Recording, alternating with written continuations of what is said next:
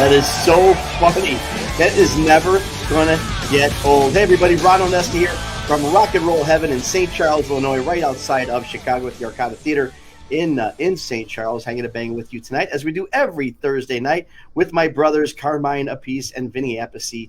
And notice how well I did that, guys. We'll talk about that in a second. We got very special guests. The guys from Foghat, Roger and Brian, will be with us in just a moment. So thanks for joining us. Let's bring my co-hosts to the camera. Carmine Apice, Vinny Appice. Come on, my brothers. It's so good to see you guys. Wow, come on together. Wow. Wow, what's beautiful. that? I like that intro. That's cool, man.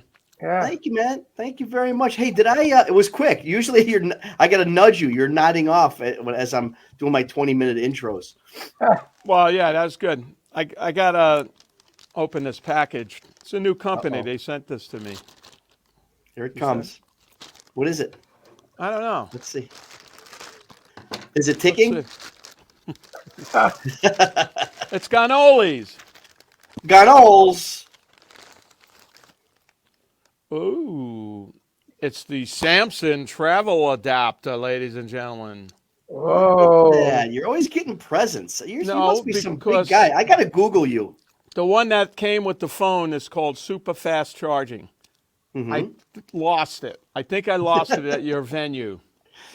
You know, it's ironic. I found one. I knew it. So this is the fastest, 45 megawatts of power. It's great. I'm telling you, I am. You know, we got this new. We opened. We finally opened the Des Plaines Theater this week. Our opening act was Kevin. Uh-oh. But we're He's having gone. challenges, and I'm going to Who's use the that. Wait. Say it again. Oh no, We missed it. Kevin Costner. Oh. We opened it. We built it, and he came. It was amazing. He was the opening act? He was the and that's what people say. They go, "Oh my gosh, Kevin Costner, how cool!" What did he do? What does he do? I know, right? Yeah, what He's did got he do? his country. He's got a country band. It's Wow. it's a lot like Black Sabbath. I'm thinking of it's starting a called- country band too. What country would it be? Bosnia? Hey! Hey, hold on. Brooklyn. Thank you. I know I got two drummers here and I can't get one rim shot. What the heck's going on? Hey, Ron, what's that spot on your forehead? There's your rim shot. There you go. I'm There's going your rim Indian. Lean forward for a minute. Lean forward. More. Oh yeah, what is that? Look at that. Well, I'm doing a Quincy Wow. Jones tribute You look act like next week. Gorbachev. Gorby. No, I'm doing a Quincy Jones tribute act next week. I'm going to be doing. We are the world. I'm going to do something. That's funny. I know, it's technology at its finest. So listen, we got the guys tonight from Foghat. We had Roger on a few weeks back, and we had to have him back because these guys are just, I mean, talk about legendary and iconic. Along with them is guitarist Bryan Bassett, and just such cool dudes. I am so glad to have them on the show. I could talk to them 3, 4, 5 shows in a row, and we might do that because that's how much information, how much material we have on Foghat. Let's bring them. I'll go make a sandwich now if you're going to do that. Will you stop with the sandwiches? Hey, Bryan Bassett. Hey, Ron. How's And it there's going? Roger. Hey. Carmine, That's okay. No, Vinny, that's make okay. me a sandwich. He's drinking Foghat wine. I drink out of a glass, really. I'll go fishing with Roger. Yeah. What's up, guys? Thank you for joining us tonight. Are you drinking actual Foghat wine, Roger? Of course. Yeah. That's There good you go. stuff. It's a Pinot Noir. Is that your favorite of your varietals? Actually, no, my Cabernet Sauvignon, 2012 Cabernet Sauvignon is outstanding. The 2005, I've only got 1 case left, so I'm saving that for I don't know, maybe my funeral. Oh man! Let's see, it'll probably be. Let's see, I'm 75, so at least I can make it at least to 100. And you know you will. It's you and Cher, my brother. Good one. A quick story about Cher. She just started going out with what's his name, the Allman chap, and Greg Allman. yeah, and we were having a party out in LA with Warner Brothers, and I stood behind her. And I've always had a thing for her. I always thought she was this beautiful creature, and she is. And I stood behind her. She's definitely a creature. Yeah, a beautiful creature. She's a beautiful creature. And a couple of people from the record company said, "Look, we'll introduce you." I said, "No, she's only just started going out with Greg."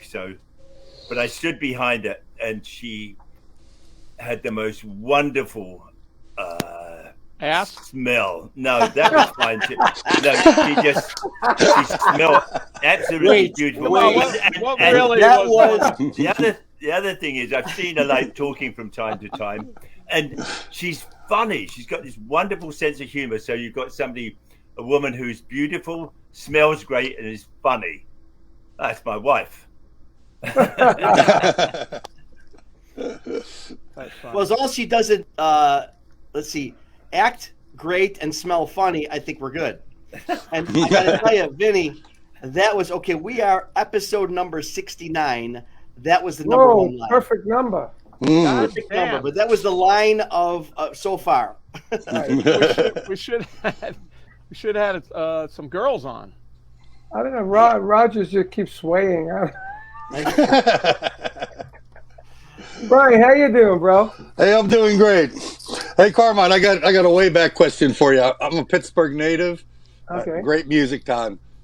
I got a date for you. August 9th, 1969, Civic Arena. He remembers. That's I'm like one of those fans, right? Like one of those guys. Magnificent Men playing with us? The Illusion and The Illusion. Okay. Yeah, Long Island guys, right? But Yeah. I remember. We played the Mosque. We played the Mosque with the Magnificent Men. They were a funk band, and now Daryl is a photographer now. We just saw him at the Keswick, actually. But that was my very first concert at the arena. Very first concert, rock concert. Wow. Yeah. Yep. So Wow. I remember it well. I remember Tim Bogert had a particularly funny T-shirt on. He had these. He used to wear this T-shirt with the breastises on him. Yeah. Tim was known for pretty funny things, many times. But I remember The Illusion. I had their album. Yeah, there was like the radio station. Wait! You had their album? I think you gave it to me, so I didn't buy it. Oh man, no! Vinny, you didn't give stole you it. that album. They had You the big steal from hair your older and brother. everything. Yeah, that was the big I thing might with the have radio stole it. station was Vanilla Fudge was the Blue Jean Rockers and Illusion. They were like all mod with the poofy hair. Yeah. And, Mod, yeah. yeah. They had a song called "Did You See Her Eyes?" Her eyes. That's right. Or with Roger involved, it was "Did You See Her Ass?" Or did you see Cher's ass? Either one. Yeah, probably would have went higher up the charts. It's actually quite petite. It's shaped perfectly, but it's quite petite. See? I knew you were looking at that. She's quite petite all over, actually. Why are we I had going the this same road? I'm just experience for me. For me, I had the same experience with Britt Eklund when she was with Rod. I was like, I saw her in that movie, the James Bond movie, and I was like, whoa, is she gorgeous? And then when I joined Rod, that was his girlfriend. I was like, oh man, I got to know her. It was awesome, man. Really awesome. Carmine. What? Leslie's on the phone. I know. Actually, I went out with Britt for about 9 months. Did you really? Yeah. Oh, I didn't know that. Yeah, it was after Rod, I think. Wow. It was. You had a shot. Maybe I had a shot because she liked She married Slim Jim Phantom. Right, another drummer. But maybe I had a shot. She was really nice, actually. We had a great time, and she was a lot of fun. And I really liked her. We hung out a lot. I used to live over in Oldfield over there, and we had a bunch of pictures taken one time, and for People magazine. And she calls me up. I've been up for a couple of nights. I've been to a bunch of parties and stuff. She calls me up and says, "Roger, why aren't we on the front cover of the magazine?" And I said, "I don't fucking know. Ask my manager," and hung up on her. So that didn't go down very well. No. But she did. Man, what's that? So you're a lot closer to Rod than you're leading on to. I'm thinking right now. Actually, she was a very nice lady. I really enjoyed my time. She had a lot of class. Nice. I have to say. Yeah, she was nice. What number was she for Rod though? Because he had like 3 or 4, right? So. Well, she was the first one that I knew of. I mean, before that he had some other a chick with the faces, but he was with her when I joined him. Then it was Alana, and then it was. I forgot. He had like 5 of them, you know. I know, and it's interesting because he spends does he still spend the holidays with all his ex-wives in the same room? He does actually. I know, it's the weirdest thing. Except her, she doesn't go because she wasn't really married to him, and they didn't get along because she sued him for palimony. Oh, that's horrible!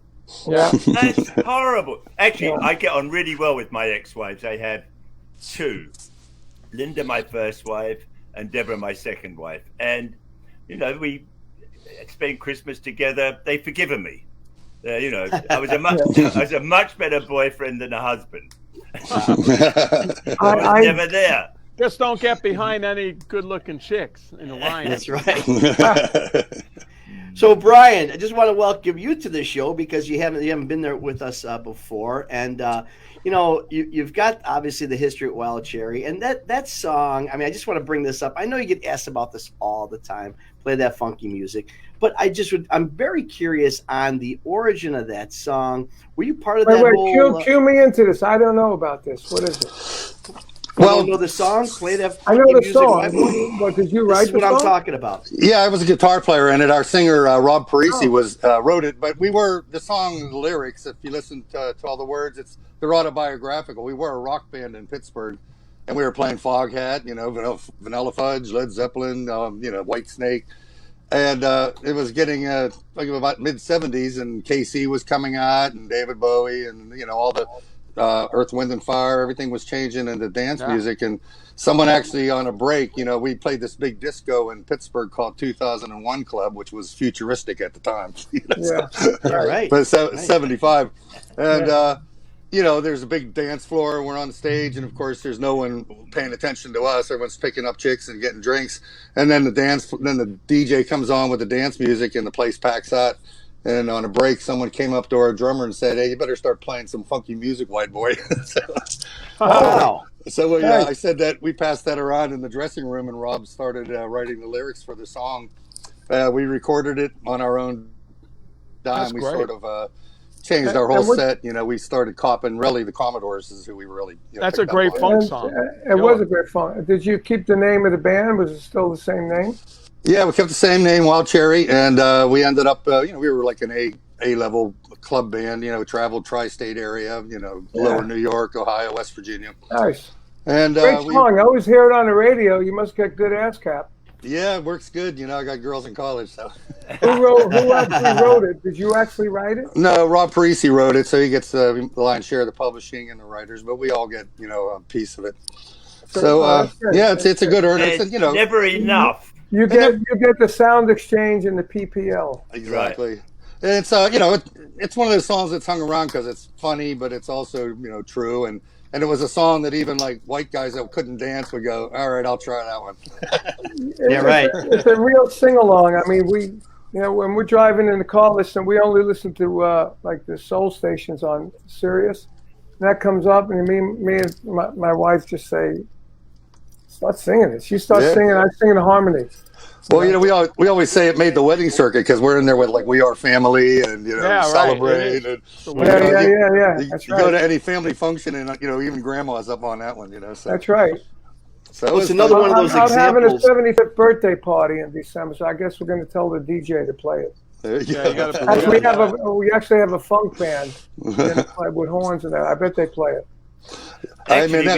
Actually, we recorded it on our last record, 8 Days on the Road. We did it. It's a live recording from Daryl's House Club, upstate New York, and we did it as our first encore or second encore. And we only played it, I think, once before. We said, "Well, let's do it." You know, we're recording tonight, and I love playing it. It's fun to play. It's fun. You know, we did the same thing. Hold on, Ron. With Cactus, our guitar player Paul Warren originally played on "Papa's Like a Rolling Stone." Oh, cool. So when we were out there on the road, we started in Europe. We said, I said, let's play the song. What the hell?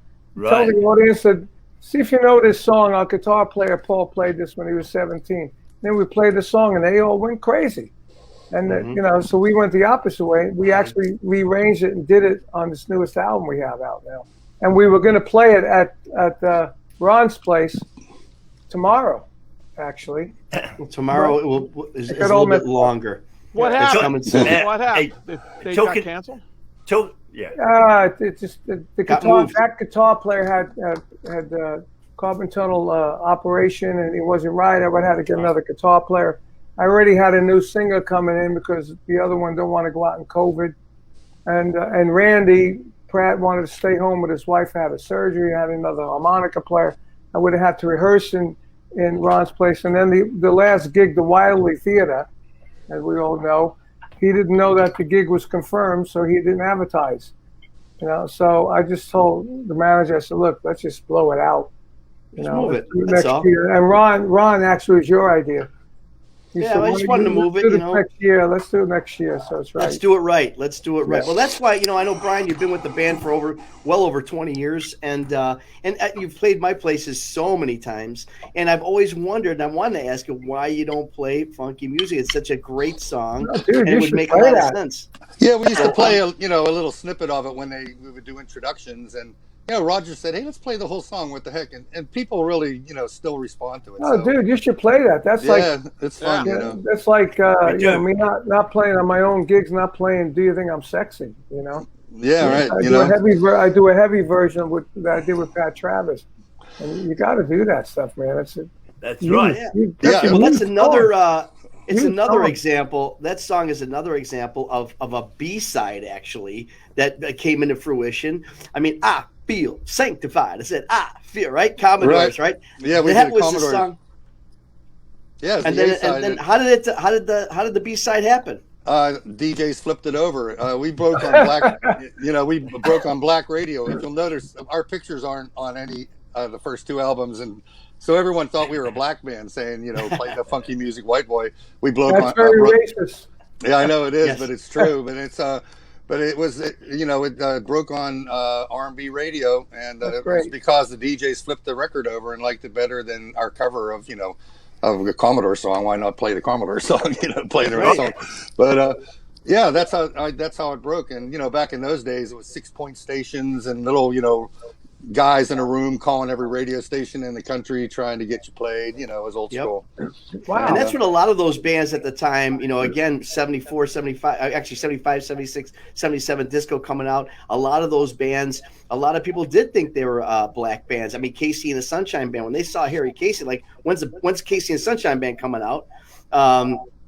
Bobby Caldwell, who ultimately played, did Parisi play with Bobby Caldwell?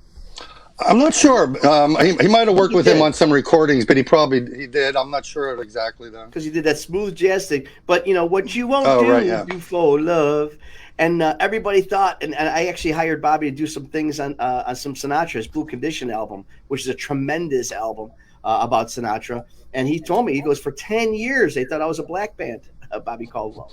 So that was what was going on at that time. Well, the greatest thing for us was we got to play Belkin Brothers, who were big promoters in the Cleveland area and all over the country, really, where our managers, and so they got us on all kinds of tours. So we toured with the Commodores, Average White Band, Earth, Wind and Fire, Jackson 5, Larry Graham Graham Central Station, Rufus. I mean, we played with all these R&B bands at the peak of their powers. Fantastic. We opened up for them, and they were just great. We used to play our set and run out front and just jam. Great band. Speaking of great bands, I want to know the picture we just saw that had the American flag and the British flag. What was that? Foghat. Do you remember when you opened up for BBA? That sure looks like the Arcada, I gotta say.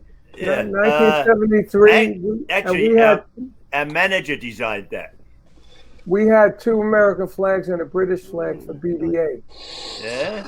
And you guys opened up for us back in those days. I saw BBA in Pittsburgh. I think it was right when you guys got together because I bought tickets to see the Jeff Beck group, and it was but you guys And came then, instead. yeah, it was advertised Jeff Beck group with me, Tim, and Jeff. Right, and you guys, it was really early in the BBA period. Yeah. It was fantastic because Yeah, awesome. We got a live album coming out next year, 1974, live at the London Rainbow. Look at that! Look at that guy. 7 new songs. Look at Look at that Who's guy. that guy? Who's that guy? That's a big fan over there too.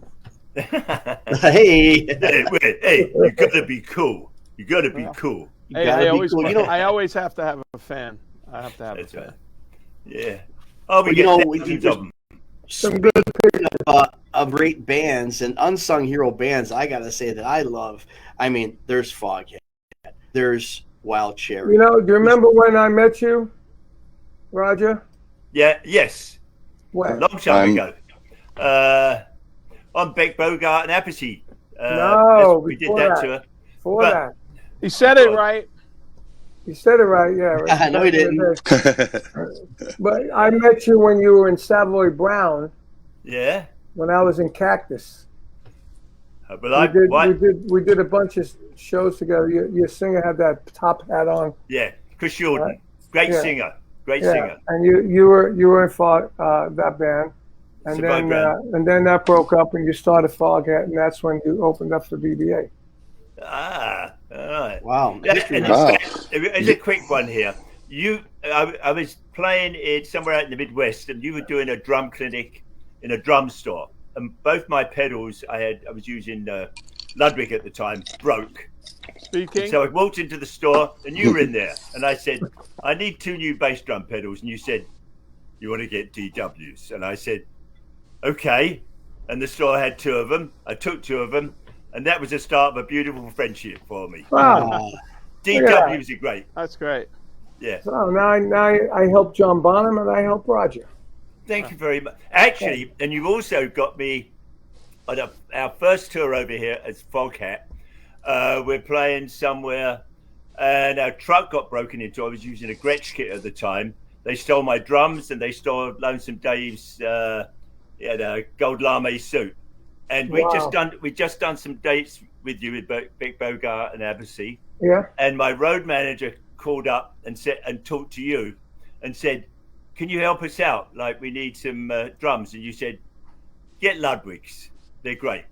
So You got Ludwig. because I called up Gretsch and I said, "Hi, my name's Roger Earl, and I use your drums. They're great drums, and my drums are just stolen. I need a new drum kit." They said, "Okay." So I told them what, 24-inch bass drum, 2 floor toms, come 1 rack. And I said, "When can you get them to me?" They said, "About 6 months." I said, "No, I needed them yesterday." And then my road manager called you, and you said, "Ludwig, use Ludwig." So that's what you were endorsing at the time. And we called up. It was a Friday night. Called up Bill Ludwig, and he said, "No problem. What do you want?" Two bass drums, 2 racks, 2 floors, a bunch of stands. They arrived Monday morning. Wow. And that was the start of a beautiful friendship for me. Bill Ludwig is a wonderful guy, good friend, and saved my ass. And Have you so tried any of I it? probably called him before you wrote it. Yeah, you did. You called him. You called him. Yeah. Oh, what a great guy he is, huh? Yes. Have you tried any of his new drums? They're really cool. I tried them Really at NAMM. nice. They sounded pretty good. Yeah, snare drums are nice. What Bill Three's he unfortunately just went out of business. They did? He did. Ay. He lost the funding. So A good So drum, we though. can probably buy them cheap. You can't buy them at all. Oh, that's horrible. They're not really is. making them. I'll have to His give Bill a partner, call. I've from got what to I go. I've got it. understand, his partner, I don't know, something happened with his partner. He didn't do what he said he was going to do. Oh, You shit. know? That's terrible, man. I- That's the name. I He spoke came in to and gave me Bill- a. I spoke to him about 3 months ago, and everything was going fine back You then. should have called Ron. Ron would have invested in him. I would have. Yeah. Well, you know, I did talk to him. He comes by. Last time he was by me, he brought this great picture of, I believe, was it his grandfather with the Beatles? Yeah. Yeah, and this is great. Just a great No, his picture. father. His father. His father? Father with the Father, Beatles. right. Well, isn't he Bill the Third? Yeah, but Bill the first started Ludwig. When the Beatles came out, his father was running it. I see. And Okay. then he ran it till the end, through all the Led Zeppelin. When I had called up for John Bonham, I didn't even call Bill. I called this other guy who was running A&R, Carl Dustman. We used to call him Carl Dustpan. You remember him? Carl Dustpan? I remember the name, yeah. Yeah, so and he's the guy. Actually, it wasn't even him. It was Jim Surrey. I called. Jim Surrey's the guy that I said, "Look, I think this band is going to be big. This guy's going to be big." John Bonham, right? The understatement of 6 decades. Roger, you guys spent a lot of time on the road with Zeppelin, as I recall. Give me some quirks of the band that we don't know. We did a tour when we were in Savoy Brown with 69 with Zeppelin. It's a Beautiful Day, and Clive Bunker, the drummer. Clive Bunker. Yeah, he had his own thing. Was that in Europe? No, it's over here in the States. Really? I didn't know Clive did something. We were doing a sound check, and Bonzo, me, Clive Bunker, and so there's 3 drummers. I think Jimmy Page and the violinist from It's a Beautiful Day. We were jamming. All you could hear was Bonzo. You couldn't hear anybody else. Right. It was like thunder. He was an amazing drummer. He really was. He was special. Really was. When we did a gig in Chicago at the Aragon Ballroom, we had Jethro Tull opened up, Led Zeppelin and Vanilla Fudge top of the bill. So me, Clive, and Bonzo were close, and Ludwig brought down all their new stands and all their new hardware for us to test. So we all put it up. We all had it up on our kits. And then when Clive went on, me and Bonzo stood behind Clive and yelling at him and throwing spitballs at him. Right? And then when Bonzo went on, me and Clive did the same thing to him. And of course, when I went on, did the same thing to me. At the end of the night, we handed all the stands and stuff. Half of the things were broken, right? Between the 3 of us, and handed it back to Ludwig. I said, "You got to make this stronger." It was awesome. It was really a lot of fun. Brian, rock and roll. Yeah, it is. Brian, I don't know if there's ever been really a talk of any kind of reunion shows at Wild Cherry, but the other about a month ago, I was in Pittsburgh. I go out there occasionally because I'm involved in these Italian American organizations, and they asked me to MC an event for a scholarship event at the National Italian American Sports Hall of Fame chapter in Pittsburgh. And I'm there, about 600 people, and I got the list of celebrities. I'm announcing this athlete, that athlete, and I'm looking. Donnie Iris was there. Good He's friend. Still doing it. Oh yeah, he's still doing it. He's in fact, he was my replacement when I left Wild Cherry. He came in for the 4th album, and he's a Pittsburgh legend. Remember that song, "Rap, Rap, Rap, Call Me the Rapper"? Well, that's him. Why did you leave? You're irreplaceable, Brian. We were getting to be real like Lou Rawls R&B when we were. My idea was more like, like funk rock. I wanted to keep, like trapeze. Irish. I wanted to go back and start rocking. What's that? Sly and the Family Stone. Oh yeah, and I like Robert Palmer. I mean, I had like in my mind rock sounds and funk beats, and we were just getting like way too light for my taste. So I left and started a rock band up in Pittsburgh. And Donnie Iris, he joined Wild Cherry for a record, and that's where he met Mark Avasek, his keyboard player, who became his producer partner in all the Donnie Iris and the Cruiser records. So that's where they met, in Wild Cherry. And so but Donnie's still doing it, Pittsburgh legend. As far as a Wild Cherry reunion, we did one about 3 or 4 years ago for a charity, a high school charity. It was from Mingo Junction, Ohio, just down the road from Pittsburgh. And that when we filmed it, did a little DVD. It's funny, it looks like a wedding reception because we did it in an old KFC hall that we first played at when we were coming up. So that's where we did it. As Christmas lights hanging from the ceiling. It's a little cheesy, but it was great. Some great stories. I never heard this stuff. I didn't even know you were in Wild Cherry. Yeah, we had that. Molly Hatchet too. And Molly Hatchet. Don't forget Molly Hatchet. When were you in Molly Hatchet? We saved him from that. Thank you, Roger. What year was that? 92 to about 99, 2000. I did 3 albums. I knew those guys. I knew Bruce Crump. I knew Bruce Crump really well. When I did my first drum battle tour, we did the drum wars. Me and we had Rick Derringer opening up, and then Rick Derringer was headlining with us. We played with Rick, and we had a drum contest. The second tour we headlined. It was Michael DeRocha, me, Sandy Gennaro, and Bruce Crump. And we did all drum stuff, and we had a marching band walk in the middle, and we sold out everything. Yeah, man, I can imagine. Sandy's a great guy too. Yeah, and I got to know Molly Hatchet. I remember they played the Palladium in L.A., and they hired me to come in and do a drum solo in one of their songs. Just to do a solo. I did a drum solo, and they paid me well, and they had 5,000 people there. It was awesome. I got a funny quote for you, Danny Joe Bryan. We're playing in Germany, and the drummer will remain nameless because it's the joke's on him. But Danny came up to me after a concert. I was over there with Lonesome Dave. We were doing a tour together with Hatchet. That's how I met those guys. And Danny came up to me. We were drinking, and he put his arm around my head. He goes, "Did you hear that drum solo tonight?" I go, "Yeah." He goes, "Sounded like 2 sets of drums falling down 3 flights of stairs." That sounds pretty good. That's a great line. What's the drummer's initials? No, I'm not gonna even go there. They didn't have enough of them. But that was the funniest quote. But that's how I met them, And when Roger reformed with Lonesome Dave in '92, Danny Joe asked me on his bus. One of our last shows was at Hatchet in the States, and he goes, "Would you like to join our band?" I go, "Yes, sir, I would." I'm sort of out of a job, And I joined them and was there for 7-8 years. Wow. Oh, so you left that band, or you were done with that band before? I played with Lonesome Dave for 4 years. And then all the original guys in Foghat got back together, and I went with Hatchet. And then when Dave... Even Tony?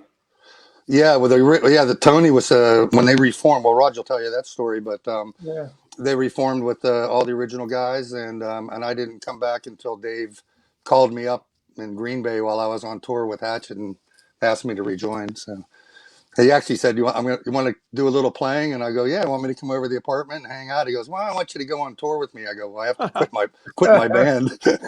He goes, "Okay, I'll see you in New York on Thursday." So he was my best friend. I quit and went back. I thank Dave on a regular basis for that, Brian. Oh, I do too. Yeah, that's beautiful. You're right. That's nice. You're right. The boy's a fucking genius. What can I tell you? Oh, thank you, Raj. Carmine, you talk about you didn't realize some about great stories, man. Just some great stories. Yeah. Just like we didn't realize. We had Dion on like 2 weeks ago. Oh yeah, and boy, that was some great stuff. I just talked to Joey D last night. Ooh. Yeah, and Starlight, and I found out from him that he's going to be on the show. He had Felix Cavalieri from the Rascals, Gene Cornish of the Rascals, Eddie Brigatti of the Rascals in his band at one time. And the drummer was a guy named Ricky Channon that I went to school with in Brooklyn. Wow. And I talked to him last night, and he was the drummer. So he basically had the Rascals minus Dino. He also had Jimi Hendrix in his band. Whoa. He said, I had 7 people that are in the Hall of Fame in my band. Yeah, right? crazy. He's 84 years old now. Wow. And still performing. So he's going to be on the show. I told him to try and get his good buddy Tommy James to come on with him. I had a run-in with the Rascals when we first came over with when I was in Savoy Brown. We were in New York for a couple of days. And Gene Cornish came down to this club we were hanging out at. He said, "Hey, you want to come down and hang out with some jazz bands and see some stuff down in Harlem?" We said, "Yeah." And Gene Cornish, Gene took us to all these clubs. We got up and jammed, and we were the only white faces in there, but everybody knew Gene. Beautiful guy.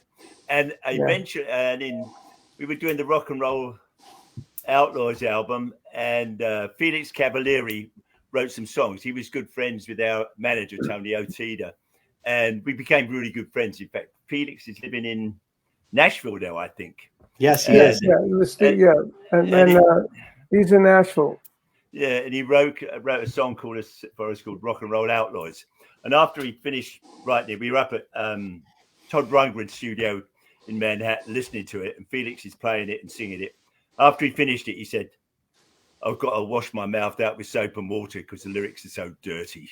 Yeah, Felix is great. I had in 2018, I replaced Dino with Gene and Felix, and the Gene and Felix's Rascals. And man, it was so much fun playing that music. Yeah. Those Great songs band. are Good loving, great. and, Great it's a songs. beautiful morning. You know, people got to be free. It was so much fun. We had horns. We had, me and the bass player and the keyboard player, the second keyboard player. We did all the backgrounds, and it was great. Did we play your place, Ron? I don't think we played it, did we?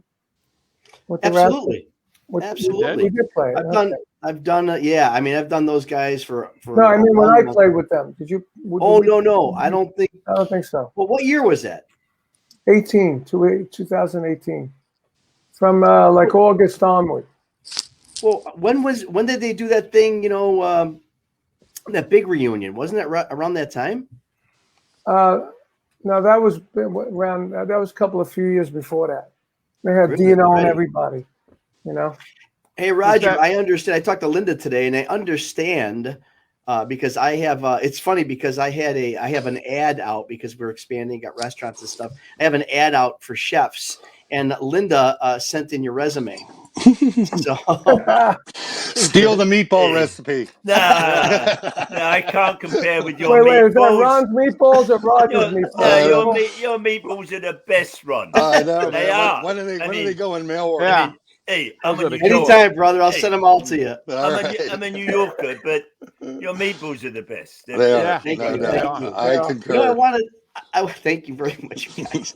A couple years ago, you did Daryl's house, and I've wanted to know about that whole, experience, because it is obviously, it is his house, right? It's like his garage or something.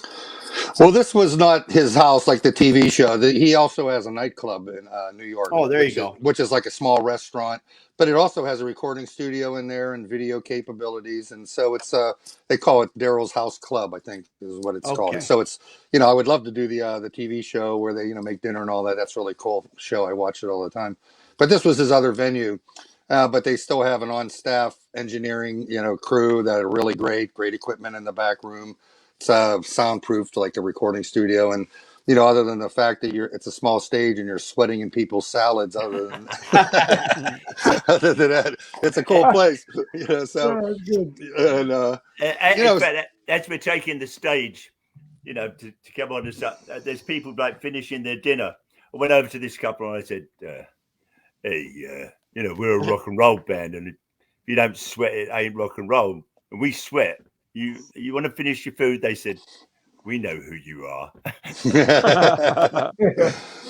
So, we decided it was the end of a tour, and it was 50th anniversary.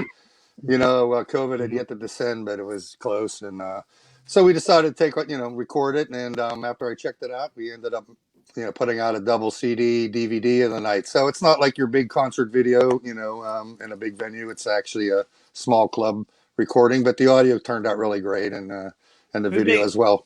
Who mixed and mastered it? Some guy. No, yeah, me. There we go. That's what I did for my COVID vacation. It sounds great. And you know what else I'm missing? And maybe something you don't realize, Carmine, because you didn't realize the Wild Cherry thing about Bryan. I need, obviously we know that Foghat, Savoy Brown got their blues foundations there, where it all came from. I Just Want to Make Love for You by Willie Dixon is what they did. But Earl and the Agitators with Scott Holt. What's happening with that? I know you haven't done anything since COVID, but are we having a comeback tour with Earl and the Agitators? We could, but the promoters out there won't pay us. So Yeah, unless it's I guess not. yeah, Give me a Ron. couple $100. Ron, you'll pay anybody to play your place. Go to Ron's, yeah. Obviously. But that's Yeah. where we I'm play. thinking you got to put out the Al-Qaeda meatballs. He's got the I'm fog going to. wine. Al-Qaeda Actually- meatballs. I know, Or I man. could start a band with that name, maybe. Actually, I got a we're, drummer. we're going in the studio again. Probably going to start in a couple of weeks, right, Brian? We're going to put the new board up. Yep. And the way Earl and the Agitators came around is Scott's a good friend of ours. Of course, he's a really busy guy on his own, trio, and he's out playing with several other people as a guitarist. He's a great guitarist. But we get together and, you meet certain people that you just hit it off with and creative juices flow. And so we were writing a Foghat record and we ended up with instead of the 3 or 4 extra songs we wanted, 17. So, Wow. so me and Roger, drinking after the sessions, and we have all these songs in the can. We're like, well, what are we going to do with all these songs? We can't, put them on a Foghat record, all of them. So I don't know. I just blurted out, how about we do a band, call it Earl and the Agitators, and everybody in the band's named Earl, like that old TV show. Actually, Brian had polished off 2 bottles of Cabernet Sauvignon. He was standing up on the table, which is dangerous anyway. Yep. And he said, He's a big guy. Oh, the Agitators. And we went, Well, everybody's just get name down Earl off the is- table. No problem. Everybody's name is Earl. Is that the first name or the last name? It's Earl number 1, Earl number 2, Earl number 3, and that's what the backstage passes say. And then the guest passes say, "I'm with Earl." Oh, that's funny. That's good. That's great. You guys got a great sense of humor. So we It's we get to important. play when we can do a package deal with Foghat. Like we did the rock and roll cruise, and we were able to bring Scott along because and Tony was playing with I guess Kim and Savoy Brown at that time. So we pretty much had everybody in the band there because it's really 3/4 of Foghat with Scott out front. Kim is a lovely guy. We got to get Kim on the show. I just thought about that. Yes, I agree. We should get Kim he's on a lovely the show. guy. He is No, I beautiful. love it. I'm gonna call him tomorrow. In fact, Kim sent me 3 songs to listen to. He sent me 3 demos, but it was just like an acoustic guitar.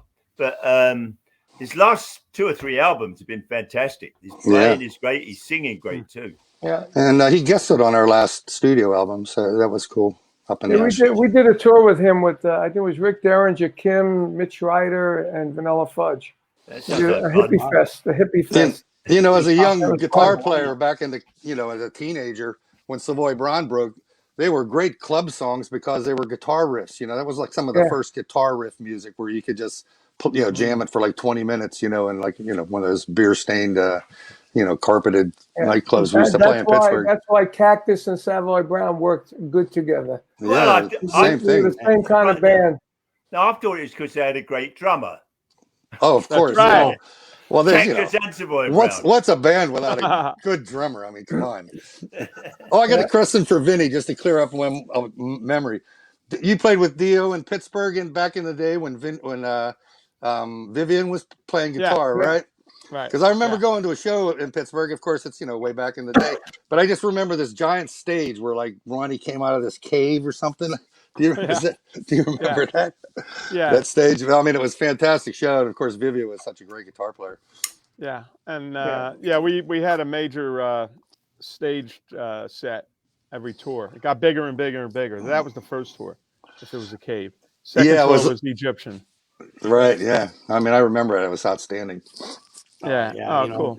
Well, I'm playing with Viv now in a band called Last in Line. It's Viv and I. Sweet. Yeah. It was Fabulous Jimmy, but he band. passed away. We were the original Dio band, and now we got Phil Soussan on bass, and we're doing great. We're doing good. Excellent. It's a great band. That's the opening of the show. We just had Last in Line at the Arcada, and we had a very warm welcome from Mr. Vinny Appice. Hey, you know what, guys? Next week we've got a tremendous show just like this one here. We got a little commercial to tell you who's going to be on Hangin' and Bangin' next week, Thursday. Not then. Hey guys, next week on Hangin' and Bangin', we'll be talking to Don McLean about the 50th anniversary of American Pie. Bye-bye, Miss American Pie. And also on the show, the icon, the legendary guitarist, Joe Bonamassa, along with my buddy, another icon, Carmine Apiece. Vinny's on the road, so you got little old me. Next week, Thursday night, Hangin' and Bangin', Artists on Lockdown. We'll see you there. I'll see you there. I'll see you there. Are you coming? You guys better be there. That's next week. I'm telling you, I'm excited about that. Don McLean and Joe Bonamassa. What a big freaking show that's going to be next week. And just like cool. these guys, a whole lot of talent, a whole lot of icons on this show. I tell you what, you guys, I get choked up sometimes because I get to play with legends and icons like you guys. Look at that. Hey, look at me, Roger. Hey. All right. That's at NAMM, wasn't it? Hey, your hair color is different. Okay. Yeah, my hair color is different. And your hair color is different too, Raj. Yeah. Must have been a sale. I stopped dyeing it. Oh, There they go. There's the Florida version of us. Oh, look at that. You look like you're at Leisure World or something. We were at the Bellagio. The restaurant, Bellagio. Good food, right? Really good food. So are you living in Florida now, Roger? No, but we have our studio down there in DeLand, and Brian and Rodney and Charlie all live down there. So I'll be down there in about 2 weeks. And I'll be reading a manual. All right. Get your new boards going. I'll be banging the drums and I'll say, Brian, can you turn the drums up? Yeah, that's better. Always. They won't know. A staple, just like so many of the albums that you guys are on, but a staple in my collection is your 1977 Foghat live album. Just a great, my goodness, what a great experience to just kind of sit back in the lazy boy, put the headphones on and play that from front to back. Smoke a big one, Ron. I don't do that. I've never done that. It stunts your growth. I don't do that stuff. You lose your hair too. Don't drink. Tell me, you guys take me, or Roger, take me down the road on that experience of recording that live album, because we all know some things when you do these live projects, sometimes there's a little hiccup. Yeah. We finished, Craig McGregor had just joined us on bass. We did the Night Shift album, and Rod and Dave, it was when we had to do an album every 9 months. And Rod and Dave were struggling with, with tunes and stuff. And every night I would get a cassette from our sound engineer, Bob Coffey, just to keep an eye on tempos, because youthful exuberance, you know what I mean? And I said to the guys, I said, why don't we do a live album? I said, the band's playing great, and it was like easy. We did about 6 shows with the RCA mobile unit. Nick Jameson, our longtime producer, he was also our bass player on the Fall for the City album, produced it and engineered it. We got it from 2 shows. It was recorded from Syracuse and Rochester, but we did about half a dozen shows, but that's where the songs came from. It's actually, we were doing about an hour and 45 minutes, but at the time, Warner Brothers didn't think that live albums would sell. One of the first absolute it was supposed to be a double album, but they didn't want to do it. So actually, about 4 years ago, I was out at the Warner Brothers offices, and I said, you have a bunch of tapes downstairs, because we did a show in 77, Foghat's Tribute to the Blues with Muddy Waters, John Lee Hooker, Paul Butterfield, a whole bunch of greats. And they said, well, no, you can't go down there. I said, well, do you know where it is? They said, no. I said, well, maybe I should go down there. They said, well, you can't. I said, well, how are you going to find it? They said, and then I said, what about the live album? We were doing at least an hour and 45 minutes, hour and 50 minutes back then. And they said, well, no, you can't go down there. I said, do you know where it is? They said, no. It's like, So you think they're serious, or they're just keeping you away from the masters? No, they just don't care. Yeah. God. They don't care. But never mind. Let's just hope they're safe. Let's just hope they're safe. No, one day, about 300 years from now, somebody will go, hey, Foghat Live, but it's an hour and 50 minutes. You think Sylvester Stallone is going to find it? Is that what you're thinking? Yeah. Sylvester I could did a probably Sylvester get Stallone it. impersonation just now. I think Sylvester could might go have- down to it. Hey. Ron might have How's some it going, Ron? connections. Ron, you know some people that can maybe go down there. Yeah, I met some Well, people. I do know some people that can go He down knows. there, but let me see, because I mean those things I can't get over how much of that stuff you hear from guys, you know, from artists that were from the 60s, 70s, a little bit of the 80s, just how, I don't know what the word is, lackadaisical, you know, just about masters, about like pieces of I think really back in the 60s, 70s, there were people who would like stand up and say, I really like this band, I want to do something with this band, and they put it on the line. Whereas now everybody's like, I don't know really. What do you think? I don't know really. Nobody's making any decisions. No. Actually, it'd be hard work That starting sounds a like band the these government. days. Right. The government. What's wrong with them? Everything. Oh, let's stick to rock and roll. That's right. Hey, but there's Well, those masters it turns into more of a business now.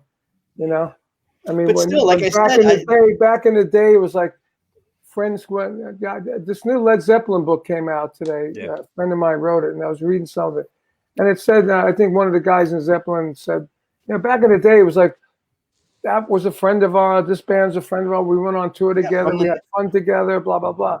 Now it's all about dollars and cents. Yeah, well, that's how it was. I mean, look at how Motown was. Look at the Philly sound. These are just all neighborhoods. These are all neighborhoods that made happen. I mean, Motown. What a beautiful thing that was. Motown. Yeah. But they all lived down the street. They all, as Smokey was telling me 2 weeks ago. He was telling me how the Temptations lived down the block. Yeah. Aretha was around the corner. Of course, Diana Ross was all over the place, down the street. They literally all lived across. When you go to that museum and see it, you're really disappointed. It's so little. It's tiny, right? Yeah, same with the Memphis studios. Same thing with Atlantic Records up in the main studio where they did all Sun those Records. Yeah, amazing. Well, you know what disappointed me about it was when you go to Motown, you've got Hitsville, you got that block, you got the house, but just down the street and behind it, it looks so like, I don't know, like a bomb hit that neighborhood, and it's exactly. I think that maybe the Motown people would help develop it a little bit. I don't know, but aren't they building? I think they're building it out though. Weren't they putting like a concert hall or building a whole another aspect to it? I think they were. I don't know. I went there one time with a good friend of mine. I did a record with Derek St. Holmes and another good friend of mine, Daniel Wentworth. And that's when I went to the original house where the music was made. Yeah, where Hitsville, the big letters right there. And Derek and I knocking on the door. Lights and stuff. It was music is magic, isn't it? Yep. And Motown was like magic.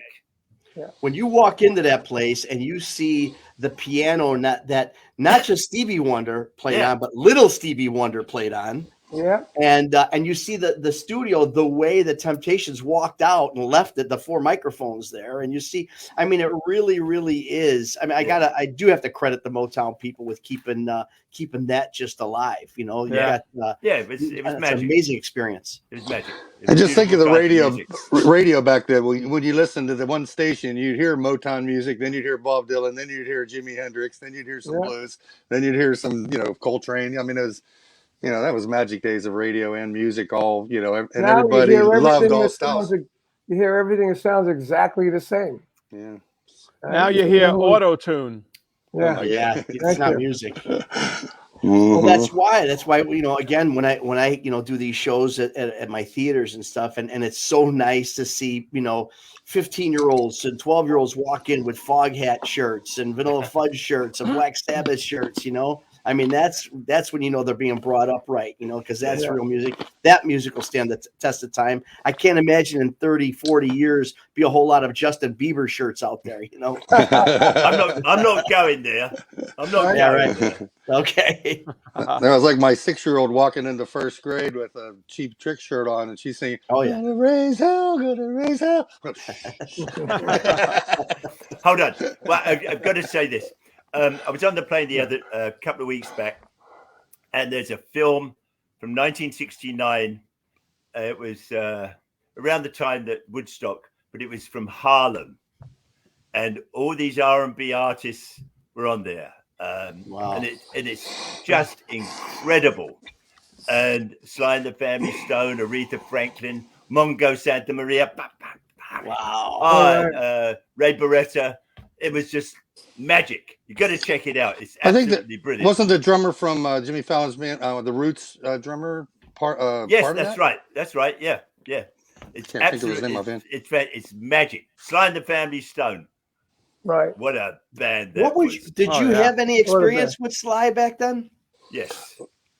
I just had a booked recording session with him.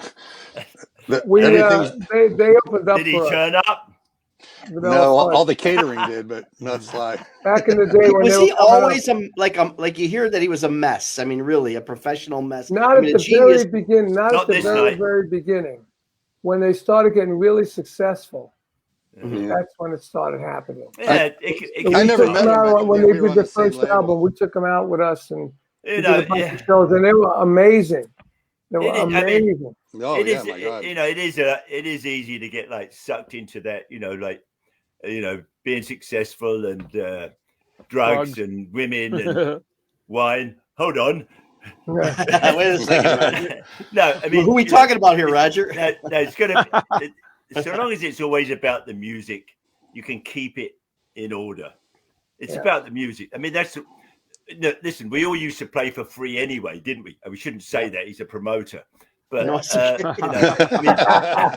we love we'll to play for meatballs. Right. Yeah. We love to play.